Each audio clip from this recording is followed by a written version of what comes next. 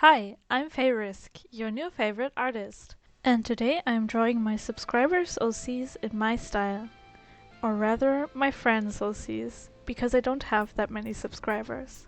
I kindly ask people to submit their original characters on various platforms like here on YouTube, on my Insta, and via email. Many of my mutuals and friends submitted their characters and I picked 4 for this challenge.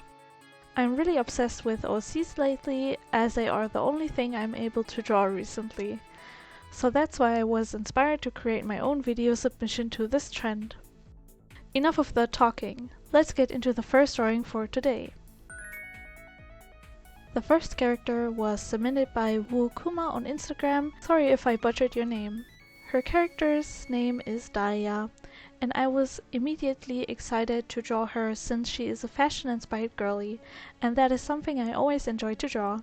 I thought the color palette was very interesting since I don't really gravitate towards dark colors or greens in general, but she really made it work with her design, which is why I was hopeful I could make it work too. I chose one of the 3 outfits she provided, which I like the best. I got some inspiration from Pinterest from other artworks that centered around fashionable OCs, and also was super inspired to try out the new and trendy flashlight photography art style that popped up on my feed a few times, where I always wondered how they did it. I also traced a fashion photoshoot pose. I will not excuse myself for that, because I was in a crunch. I laid out my references in Clip Studio Paint as a visual guide and gave it a go. You shall be the judge if I manage to capture the flashlight aesthetic. I also want to talk a bit about Daya here, since I asked all of these submitters for this project to tell me something about their OCs that I could mention, which I think might get you interested to check out the original owners of these characters. Daya is inspired by the Japanese fashion style Jidaiki and described to embody the personality of the song Cute na Kanojo by Shudo, which talks about a pretty yet toxic girlfriend type, which seems super cool to me since this helped me a lot in how to envision her personality. I was also told that she's a wannabe queen bee, which acts like she's the point of attention but also kind of a loser in a cute way. Why do I immediately think about that one girl from Miraculous? Sorry if that's offensive. Nonetheless, she really got a sense for fashion, and I think this artwork is one of the best I did for these OC interpretations. But as we say in German, you should not praise the evening before the sun sets. Now we move on to the second character. Akane was submitted by Ayame Chia Himura from Instagram. Her character is an important character in her ongoing webtoon Intainity, which is linked down below. I was super excited to draw her character since I already participated in her Draw This in Your Style challenge on her Instagram for another character from her webtoon. I was interested in how I should depict her, which is why I gathered some references from Pinterest as well and started to pose a 3D model after a reference picture. 3D models are included assets in Clip Studio, and you can also download many 3D objects from their asset store, which I find incredibly helpful. And it also saves some time if you are looking to optimize your workflow. With all drawings I did for this video, I tried to keep the backgrounds for each piece simpler, so I wouldn't get tired of drawing each artwork, since I wanted to make 2 more of them. I am only able to tell you a few things about this character since this webtoon carries more adult themes, but Akane stems from a very barbaric family, which I guess gave her a lot of traumata to deal with. She has a strong need to protect her beloved sister Elena from the evil doings of her family. Her weakness is the reason many of her family members turn on her, yet Akane is known for her strengths on the battlefield, which gained her respect from all sorts of people. She then ends up married to the literal devil whose name is Ryuzaki. During their marriage she becomes emotionally destabilized. As she became more cruel and deadly, she earns herself the title of the Red Sovereign. If you want to know how all of this happened and what will happen next, I suggest checking out the link to Ayame's webtoon in my video description.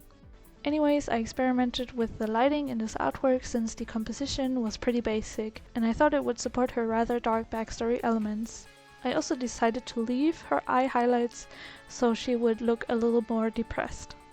I really like how the final artwork turned out and the vibe I was able to portray with the lighting. Usually I would spend more time on the execution of such effects, but I already had to move on to another character by now.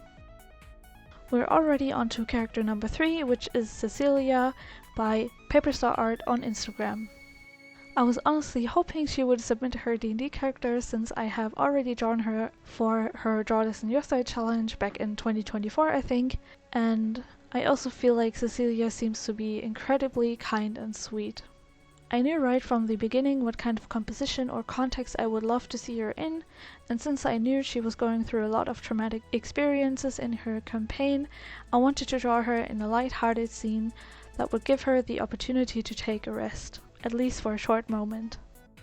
I saw her sitting in a cornfield with the nicest summer sun shining brightly down on her and a slight breeze that will take off the weight of her shoulders. I gathered some references mainly for the colors and started off with the 3D model. I also referenced different artworks of Cecilia from Paperstar's Instagram, and I thought it would be a good idea to give her my own interpretation of her hairstyle and dress that will suit her. Since Clip Studio Paint is super amazing and handy for artists, I was able to download a cornfield brush set for free on their asset store, which helped me greatly with pinning down the look of a realistic cornfield. Of course, I had to draw in some details myself and edit some of them so it would look good enough in the end. Using brushes straight up always feels a little off for me. One thing I saw in my references is that the bounce light on every object that sits in an outside world gives the shadows of that object a blue hue, the deeper the shadow goes. I tried to emulate that as much as I could from my own understanding of light. I think it looks pretty neat and I will 100% use that effect more often. I only wish I had colored the line art so it will look less harsh against a rather calm background, but that's something to keep in mind for later drawings, I guess. Overall, I love how close I could get this artwork to what I had imagined. Oh, and I also added a black border to imitate movie aspect ratios and also edited in Procreate, and I think it looks even better like this. This artwork is also my new iPad background. Now we are moving on to the final character submitted by baaadd on Instagram. She gave me her character Afinia to draw, which she already had some commissions done for, which I was able to use as references. I still gathered some references from Pinterest, but also went with what I was imagining first after reading her backstory. I started again with the 3D model base, even though I was already unsatisfied with it from the very beginning. First of all, I wanted to nail down her face before I continued everything. This is usually my first step for every artwork. This was very important because baaadd gave me a face claim that I could use as a reference for her face. I struggle with her hairstyle since it's not what I usually draw, as exposed foreheads are my weakness. I really want to talk about her background because I love her story. Afinia grew up in ancient Thailand, which back then was called Siam. She grew up in a village of shamans who raised her after her family abandoned her. Afinia had her first contacts with magic during that time in her life. One day a British colonizer wanted to appropriate the magical powers of the shaman village and force them to share their knowledge.